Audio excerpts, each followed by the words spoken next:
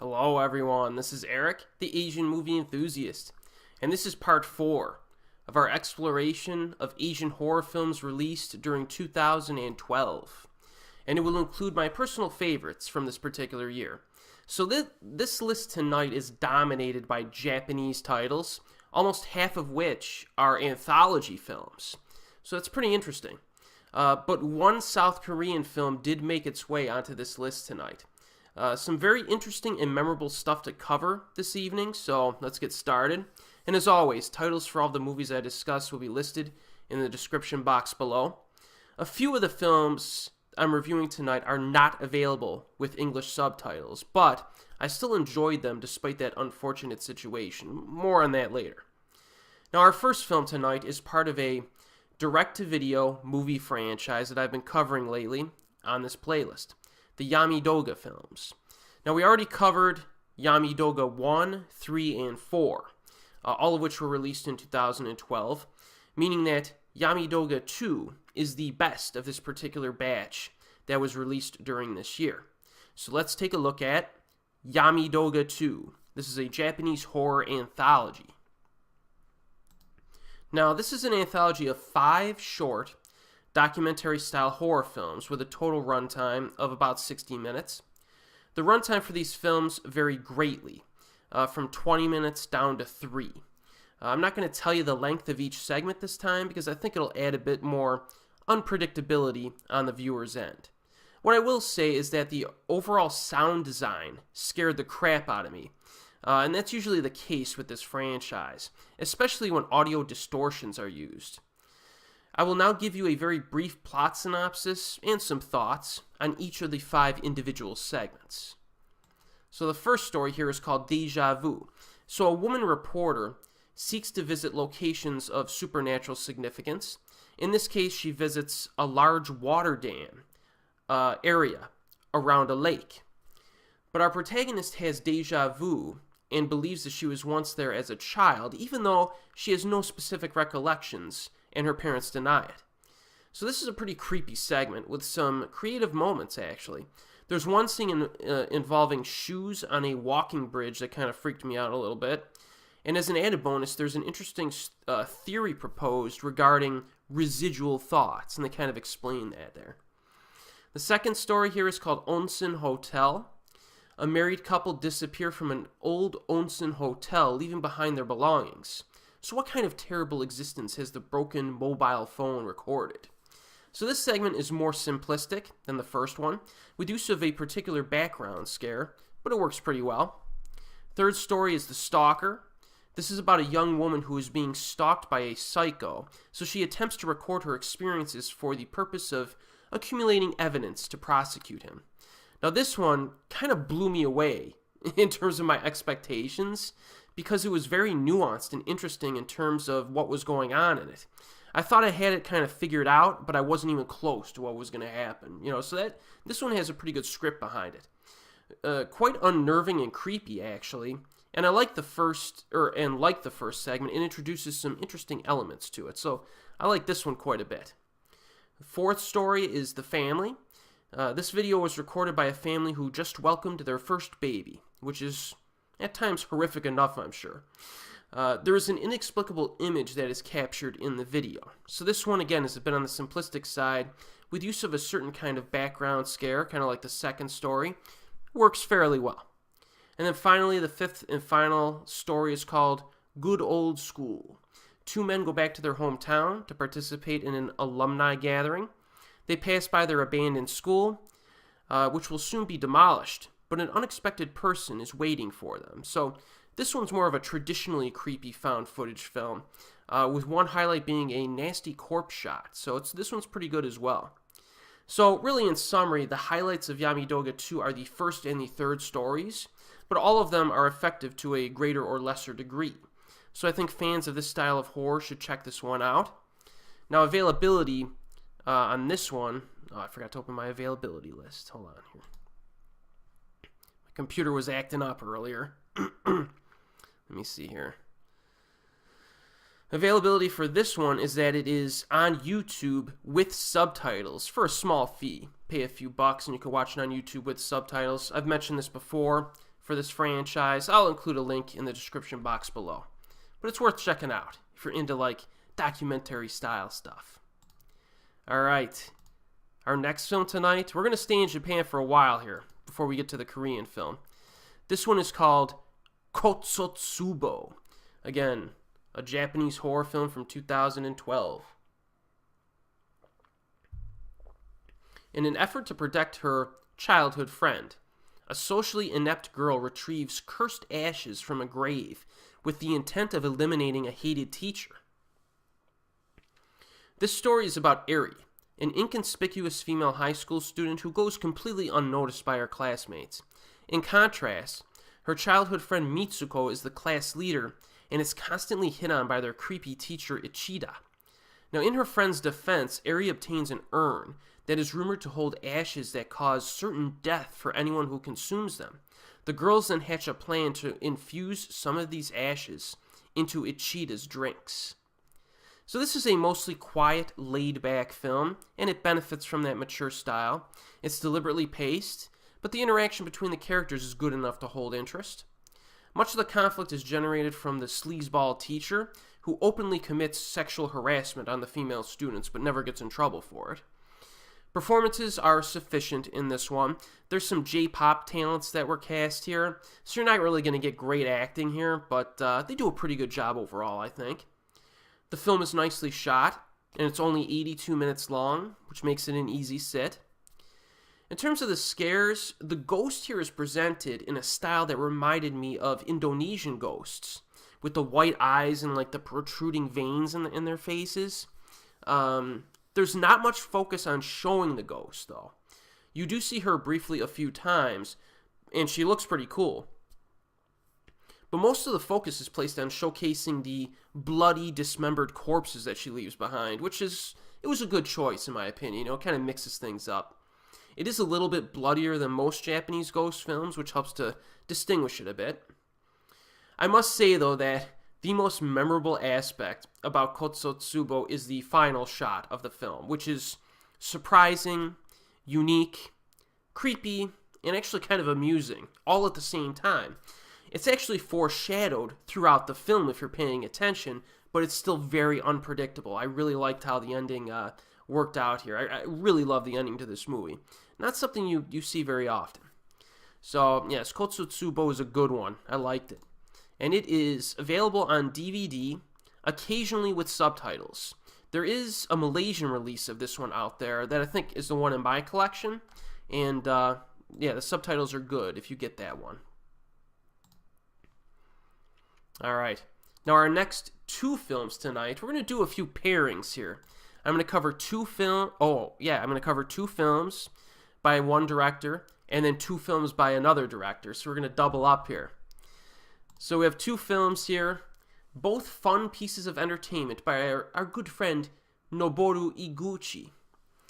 And this one is called Ghost Story Shin Mimibukuro, also known as Kaidan Shin Mimibukuro Igyo, a Japanese horror comedy anthology. This is an omnibus of 4 short horror films, averaging about 23 minutes each. They're all directed by Noboru Iguchi, the man who previously gave us The Machine Girl, Mutant Girl Squad, and other stuff. And as much as I enjoy most of Iguchi's wacky action comedy fare, I like his oddball horror stuff as well. He released Tomie Unlimited in 2011, and I enjoyed his interpretation of that franchise. So he continues his excursion into horror with this Shin Mimibukuro installment. Now, story number 1 here. Our protagonist is a young model who travels with her agent to a ryokan, a traditional Japanese inn, but soon discovers that a mud-caked ghost is lurking the premises. Now, you will immediately notice that the acting in this segment, and actually the entire film, is intentionally stilted for the purposes of extracting some chuckles from the viewer. This is no surprise given the director, if you're familiar with the acting style in his films. But the awkwardness here is a little bit more subtle than some of his other films because Iguchi intentionally sets up some popular Japanese horror tropes and cliches, only to then use them as like a misdirection. And I found this first segment to be very amusing in that regard. I'm not going to spoil what happens in it, but he does that. He sets it up, you're like, oh, that looks familiar, and then it's like, oh, well, that didn't turn out quite how I expected. So story 2 is a girl who is stalked by a humanoid monster made of red goo, who seeks fresh eyeballs. Yes, that's the premise. Now, most of the film is set in an apartment, and the monster dude has a very unique design, as you can imagine. He reminds me a little bit of the humanoid monster from Entrails of a Virgin, which we covered much earlier in this playlist, but without the giant penis. There's no giant penises in this one. And instead of being caked with mud, this guy is covered with what looks like melting red-colored cake frosting. So yeah, the story is fun for the villain alone. Story 3. A young girl who uses an old mirror to try on some makeup, but unfortunately for her, this mirror is haunted by an old woman who obsessively chants. So yet again, this kind of sets itself up as something that you've seen before, only to then kind of go off the rails. It introduces, like, a ghost that is gleefully demented, I would describe her as, and she attacks the protagonist with a knife. So it's pretty good stuff.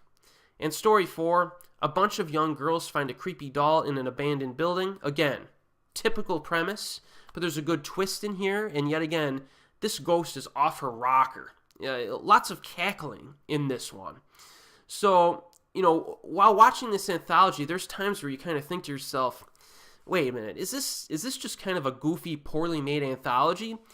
Poorly made Japanese horror film? And then it shifts to something completely different, and then you realize that those goofy bits were intentional. For example, every girl that screams in this film, it's just really funny how they do it. It's like, it's so intentionally goofy to get a chuckle out of you. I think it works. I actually prefer this style of humor to something like Toilet of the Dead, which is one of Iguchi's worst films, in my opinion. It was kind of just a really boring film because it was just almost too silly and juvenile in its gags. There really wasn't much wittiness or, effectiveness to the humor in it. But I really like the humor in this Ghost Story Shin Mimibukuro flick. But still, it is an awkward style of humor that some viewers may not like. So I'm just leaving that out there. In terms of scare tactics for this one, it's not scary per se, but I do think it had a lot of fun spookiness to it that I really appreciated. It's nicely shot, and it has some creepy atmosphere as well. And the fact that it introduces some new ghost and monster designs is a big plus for me. There are times where it looks like a Sadako clone is right around the corner. And you're like, oh boy, here we go with a Sadako clone. But the ghosts or monsters always have some kind of like demented facial features and act in like kooky ways. Just totally different from what you might expect, and I like that in this. Something a little bit different. So the availability of Ghost Story Shin Mimibukuro is that it is, you can find it on Region 2 DVD without subtitles, but I do think you can enjoy it without subs. There's not a whole lot of like long stretches of dialogue or anything. It moves pretty quickly, very visually driven film, so I do recommend it even without subs. Alright, our next one tonight, it's another one from the same director, and this one really kind of impressed me the first time I saw it a handful of years ago, and that is Dead Sushi, a Japanese horror comedy action flick. Now, as the title implies, the employees and visitors at a desolate hot springs resort are attacked by killer pieces of zombie sushi. Oh yeah. Now, the film involves Keiko, played by Rina Takeda, who is the daughter of a famous sushi chef. Now, she leaves home for an inn where she is bullied by the president of Komatsu Pharmaceuticals. A former Komatsu researcher subsequently arrives at this little inn, and he's intent on revenge by creating a serum that turns fish on rice into killer sushi that transforms some of its victims into flesh-eating zombies. Keiko teams up with the former sushi chef Sawada to fight off the creatures. Yeah, it's another crazy one from Iguchi here, but this one sets itself apart, I think, from some of the other J. Gore films from recent memory, because it's probably the most successfully hilarious of all of them. Like, I mean, there were funny moments in the Machine Girl and Mutant Girl Squad and other stuff, but I don't think any other Iguchi film has made me laugh as much as Dead Sushi did. This even beats out Iguchi's lesser-known gag fest, Sukeban Boy, in terms of pure amusement and chuckles, and that's saying something. If you haven't seen Sukeban Boy, you should check it out. It's pretty funny. But with that said, some of the humor in this is a bit trashy, okay, with some nudity and sexual innuendos chalked in. Typically not my style of humor, usually, but Iguchi's one of those rare directors that somehow kind of makes it work for me for some reason. And I think it works in this one. And I do think that the humor is more charming than trashy, but there is some trashiness chucked in from time to time. As expected, there's a quirky B-movie charm to this that makes the character interaction fun and consequently avoids dull stretches of thumb-twiddling filler that can rear its ugly head in these kind of films. You know, something like Robo Geisha had that middle section that really kind of dragged the film down, I think. This, you don't have to worry about that with this one. It moves along very nicely. Now, for example, Dead Sushi immediately begins with a really funny discussion involving our protagonist's father. That gets the movie started on the right track, because it's pretty funny stuff. Another highly entertaining exchange of dialogue involves sushi and how the guests at the inn are eating it wrong and have all kinds of ignorant assumptions regarding raw fish and etiquette. It's actually quite informative if you're not familiar with sushi. This movie has memorable moments that have nothing to do with the horror component, and I think that's rather impressive. That's what makes this one so effective. It definitely helps the pacing, too. Another reason why Dead Sushi is so entertaining is the presence of B-movie action star Rina Takeda, who has displayed some butt-kicking karate in her previous films, but here she also exhibits a charismatic screen presence. I think she's a very lovable actress and fun to watch. I really like her a lot. I kind of wish that she was never really given a great vehicle for her karate skills, because she's I don't know what tier black belt she is. But I'm really hoping sometime in the future she's able to get like that high-octane, awesome action flick under her belt. Some of her previous stuff has been pretty good, though. The fights in this, nothing exceptional, but they are effective, though. And Takeda is allowed to showcase some fun martial arts moves here and there. Now, as you might expect, Dead Sushi is not a scary film, to no one's surprise, but it is chock full of horror elements, some of which are very creative. I mean, Dead Sushi, right? There's also some crazy, innovative death scenes to enjoy. Now, in terms of special effects, there is some CGI used, but there are also some highly entertaining physical effects as well. For example, there's an evil humanoid fish monster that shows up, and he's awesome. I love that guy. He actually looks a little intimidating. The most vicious sushi in the film, however, could be the salmon roe, which appears multiple times and is a tough, nasty bugger. And that's coming from someone who's a big fan of salmon roe in real life. I always have to have the quail egg, though. You know, because the salmon roe is served wrapped in, like, the seaweed with the rice at the bottom. You crack a quail egg on top. It's good stuff. But, yes. Dead Sushi is a lot of fun. And look out for the eggy sushi. The eggy sushi is he's adorable. So, yeah. Dead Sushi, watch it. It's widely available. Widely available. Alright, we got another pair of films from a different director. A director I've covered a ton in this playlist. A guy I don't think really gets his due. So it's time to revisit our other good friend, Koji Shiraishi. Yes. So this is the man who gave us Dead Girl Walking from 2004. Very impressive little bizarre film. Noroi from 2005. Carved from 2007.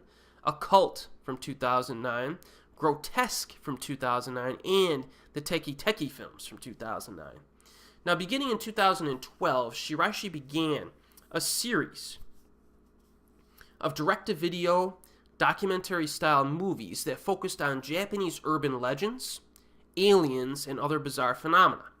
Now, this film series is called Senritsu Kaiki File, and as of the date of this video, he has made 9 movies in this franchise. I don't think he's planning on making more. I could be wrong.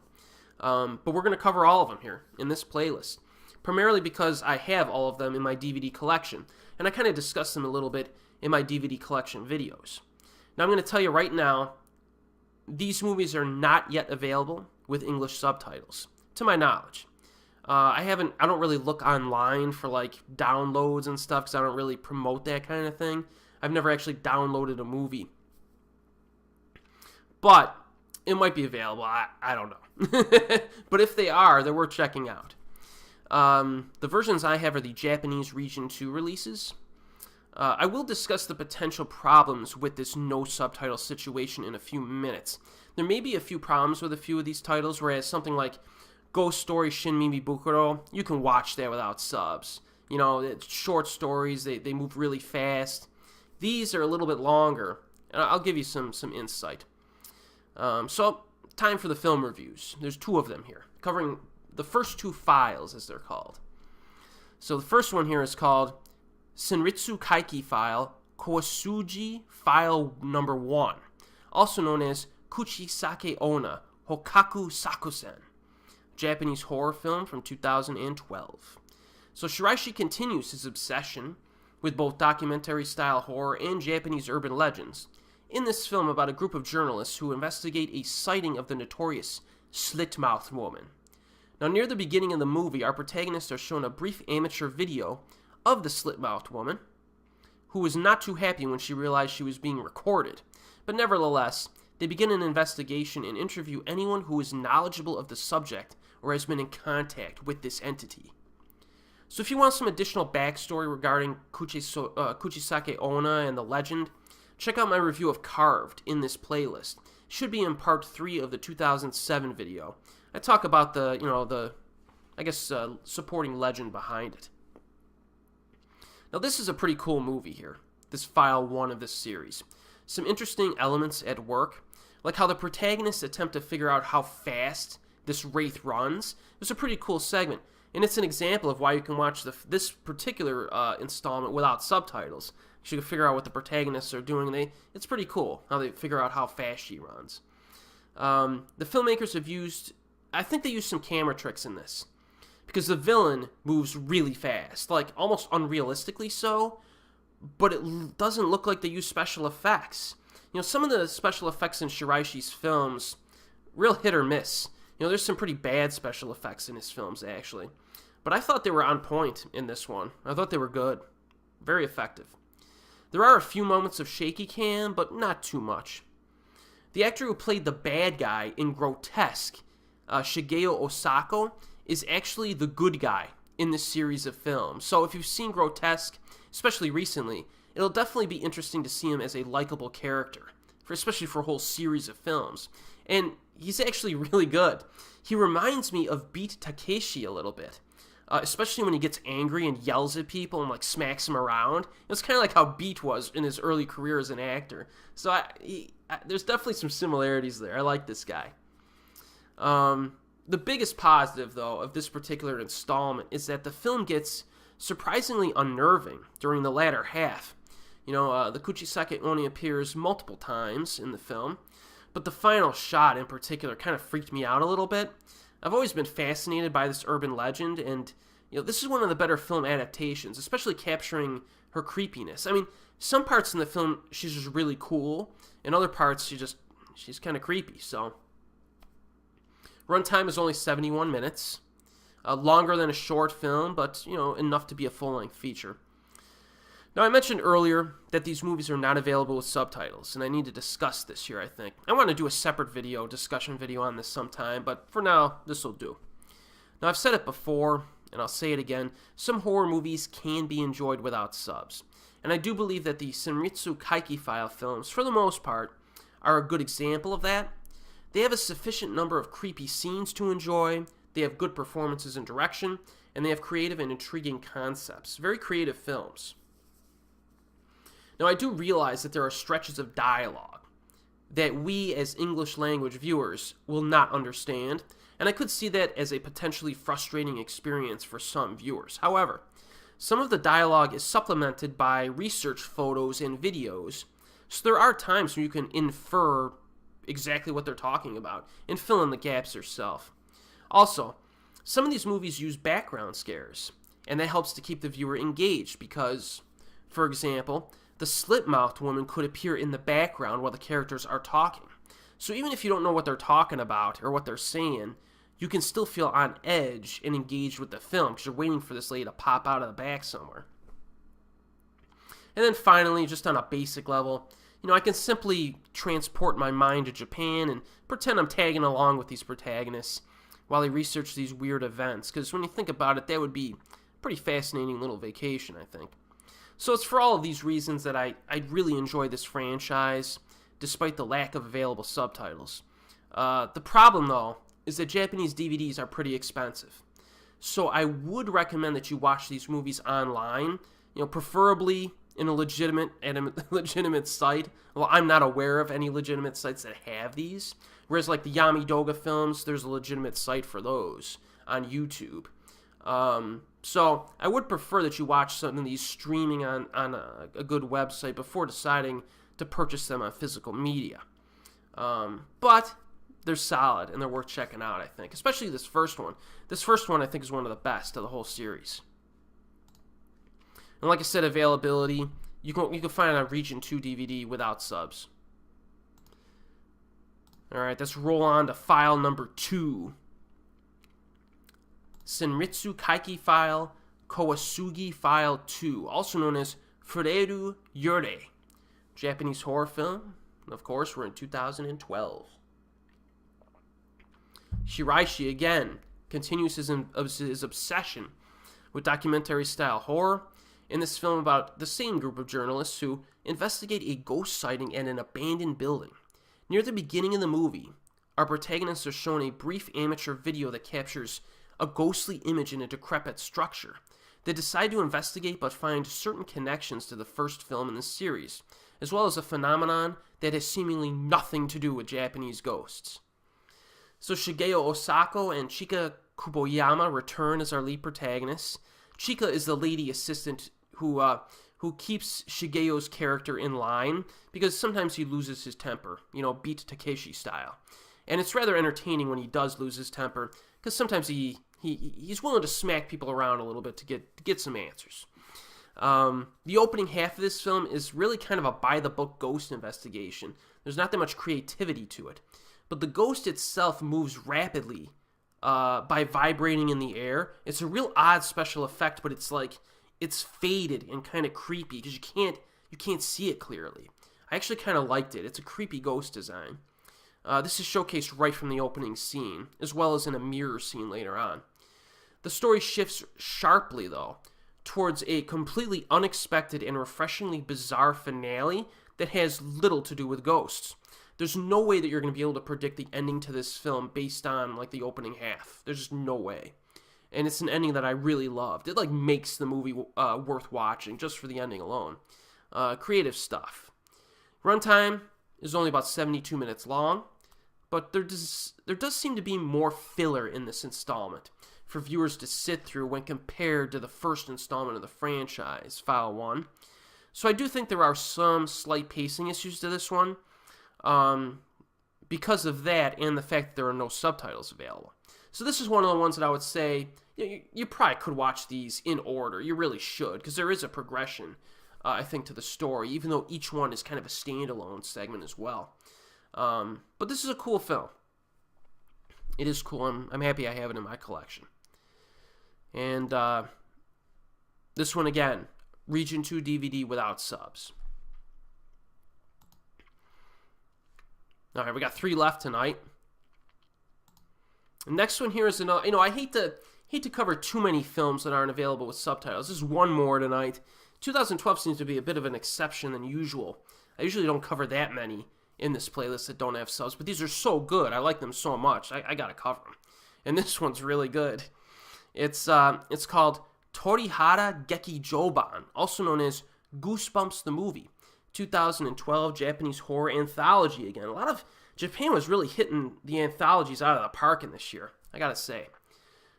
This anthology film is a spin-off of an excellent television series called Torihada, which aired from 2007 through 2009. It consisted of 6 made-for-television anthology films that comprised 34 short films in total, mostly ranging from 4 to 9 minutes each, with the exception of one story that lasted 47 minutes. It was similar in some ways to the Tales of Terror from Tokyo series, but this franchise almost completely avoids supernatural phenomena. Instead, the focus is on human threats, such as stalkers, serial killers, and disturbed people in general. There is some very impressive stuff in the television versions, mostly due to the creative establishment of suspense at numerous points. There are also some subtle connections between a few of the stories that requires the viewer to pay some close attention.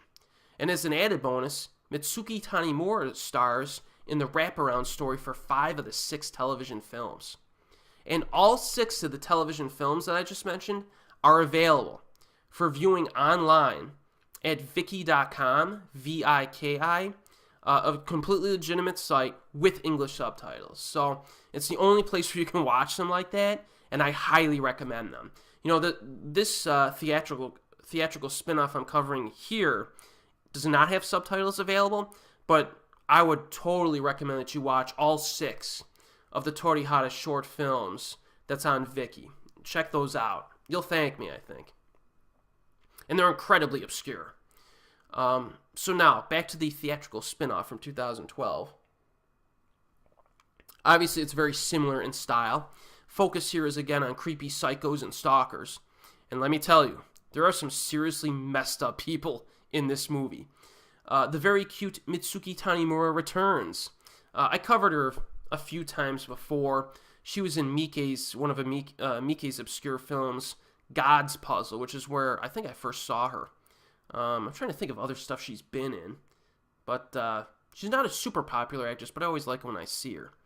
So she returns to this theatrical spin-off and stars in the overarching story about a girl working in a call center at an electronics company who realizes that her neighbor has the same voice as one particularly nasty customer. Quite an unnerving situation to be in. Of course, that is only one of a handful of short stories present in this anthology. Like the woman who keeps finding balls of paper in her pocket that are counting down from 30 to 1. That's a good one. And the salaryman who is stalked by a masochistic dwarf girl. So each segment I think is interesting and eerie. And almost complete absence of music in this works well because it's the character interaction that drives the eeriness. There's also a surprising lack of violence, which results in a greater emphasis on the paranoia and suspense of being stalked by a lunatic. There are a few surprises in this to enjoy. Right from the opening segment, there's a surprise. And this entire franchise is just awesome. There's a sequel to this theatrical spin-off that came out in 2014 that I have not seen yet. I haven't been able to find it anywhere. But this whole franchise is in desperate need of a U.S. release. But at this point, it'll probably never happen. But, yeah, this is good stuff. Now, the DVD availability on this one is that it is difficult to find, but it's currently available on Daily Motion without subtitles. And I do think it can be viewed without subs. Now, there's one segment in this near the middle that's a guy on a bus, and he's reading a girl's text messages in front of him. So you're going to miss some stuff there in that particular segment, but all the other segments are pretty clear cut, I think, in what's understandable, you know. Love Torihada. This is the series that's my freaking holy grail of DVD purchases. I've been looking for the DVDs of this series for like 7-8 years. Like, obviously the movie came out in 2012, so that's a newer thing, but even the TV series, desperately been wanting it on DVD. Cannot find it anywhere. But eventually, I hope. All right, we got 2 left, and our next title represents the only Korean film in this video tonight.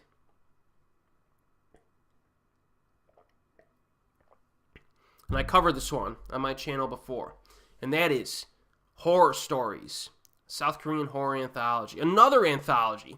Just anthologies up the wazoo. Now again, I covered this film already in a separate review video on this channel, but I'll summarize my thoughts here for your convenience. This anthology revolves around a girl who is kidnapped by a killer who challenges her to save her own life. He tells her that he cannot sleep unless he's scared or tastes blood. So either way, if she can scare him enough to make him fall asleep, she can escape. If not, he's going to eat her. So she's got, and so she has to tell him scary stories to make him fall asleep. That's basically the premise. So this wraparound story entitled Beginning is advanced further in between the other segments. It's an interesting segment that has some legitimately funny, dry humor to it. I also really like the lead actress, Ji-won Kim, who would also make an appearance in the sequel, Horror Stories 2. So what about the other 4 standalone stories in this? Well, first one is called Don't Answer the Door. It's about a young brother and sister who are dropped off at home by their teacher. The mother tells them not to open the front door. Delivery's going to be made. Just let the guy drop it off. But the delivery man attempts to break into the house. Second story is called Endless Flight, about a flight attendant who eludes a serial killer on a flight. Third one is called Secret Recipe. It's about a woman with a stepmother and stepsister. The stepsister is jealous of this lead character's fiance because, she wants to marry her fiance because he's rich and powerful. So she endures some plastic surgery to get what she wants.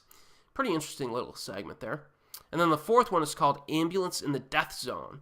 It's about 5 people in an ambulance, one of whom may be infected with a zombie virus.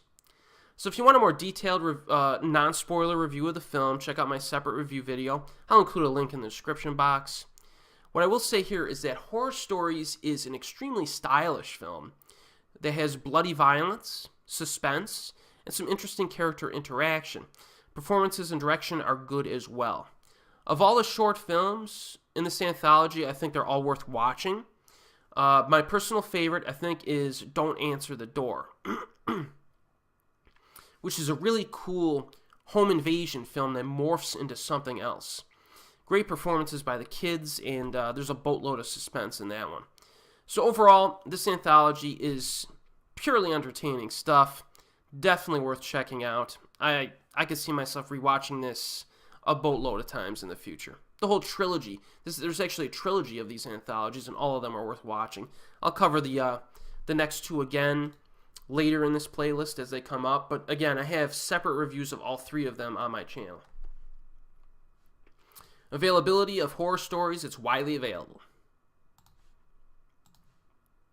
Alright, we've reached my favorite Asian horror film of 2012.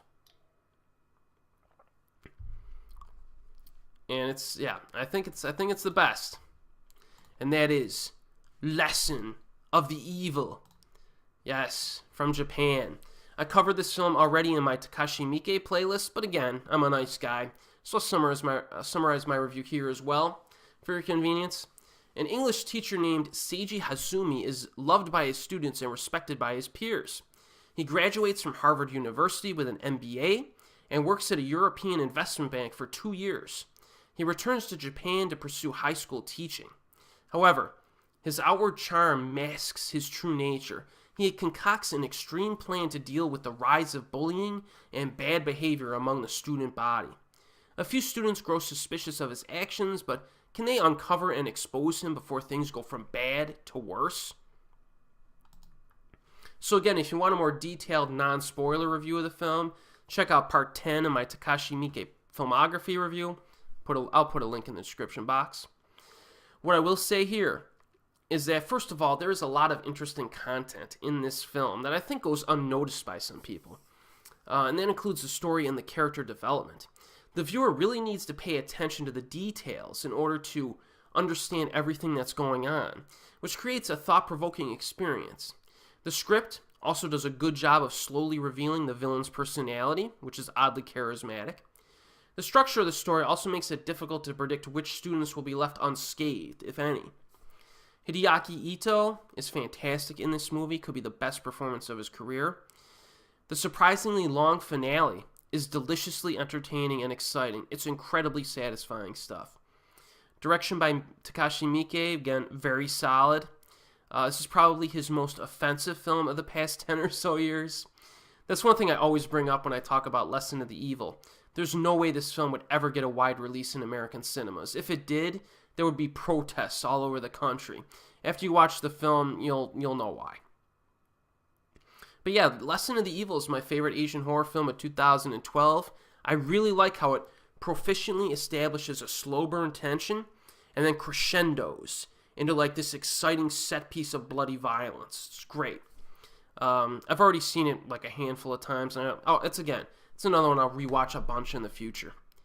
Availability on this, I don't think it ever got a Region 1 release. It might have gotten a Blu-ray release in the US, but it is available on Region 2 DVD with subtitles. That's the UK release. Alright, so that finishes our journey of Asian horror films released in 2012. Solid year for Japan in particular. Every Japanese movie we cover tonight I think is worth seeking out, and almost all of them have fantastic rewatch value. I actually rewatched a bunch of these in the past month. I'll rewatch them again, a few years from now or even before that.